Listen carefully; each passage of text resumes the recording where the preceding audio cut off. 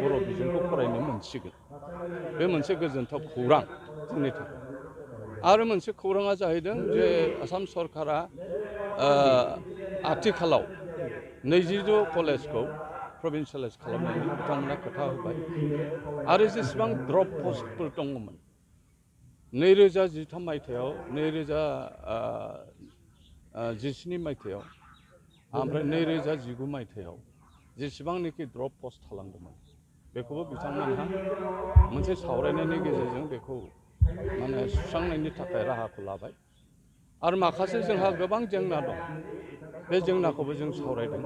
आरो लोगोसे जोङो बुंनो थाङोब्ला साहा बागानाव जे रोखोमनिखि मडेल स्कुल फाथिदों गायसनदों, बे हिसाबै बिटिआरआव आरो बिटिआरनि बाहेरायाव बर' डमिनेटेड एरियायाव जोङो मडेल हाइ स्कुल 200 खानजों दा बिथांमोनहा बेखौ पर्यायक्रमै गायसननानै होनो थाखाय थांखि लाबाय आरो माइनसआव बे फैसिगोन।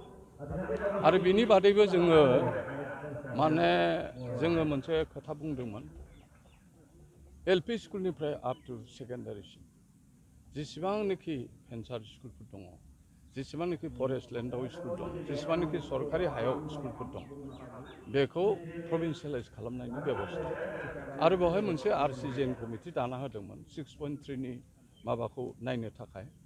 दा बेवहाय बे आरसिजेन कमिटिया गासैबो रिपर्टखौ लानानै बिथांमोनहा मावनायनि लाहार फाहार लादोंमोन, खिन्थु बिथांमोनहा दासिमबो मावाखिसै। दाथ' नै बिटिआर सुक्ति जानाया 1 बोसोरानो जानोसै। बेनिखायनो जोङो गिबि मन्थ्रिखौ लोगो हमनानै जों इन्टारभेनसन खालामनानै जों खामानिखौ मावनाया मोजां, बे खोथाखौ बुंनाय जादों। आरो जिथुनिखि फरेस्ट लेन्डनि हा बेखौ लेन्ड पजिसनखौ होनाय जासिगोन आरो स्कुलखौ लानाय जासिगोन। आरो मोनसेया जाहैबाय रेसनेलाइजेसन माने बर' गथ'आ असमियाव ट्रेन्सफार जादों आरो असमिया गथ'आ बर' मिडियामाव फैदों। दा बेखौबो रेसनेलाइजेसन जोङो थिग खालामनो थाखाय जोंहा सिद्धान्त मोनसे जालांबाय। दा बेखौनो जोङो गिबि मन्थ्रिजों सावरायदोंमोन। आरो फैगौ समाव जोङो बेफोर गासै जेंनाखौ नायनो थाखाय मोनसे एडभाइजरि कमिटि दानाय जासिगोन। दुलाराय बर' फरायसा आफाद, बर' थुनलाइ आफाद आरो आसाम गभर्नमेन्टनि सोलोंथाइ बिफान।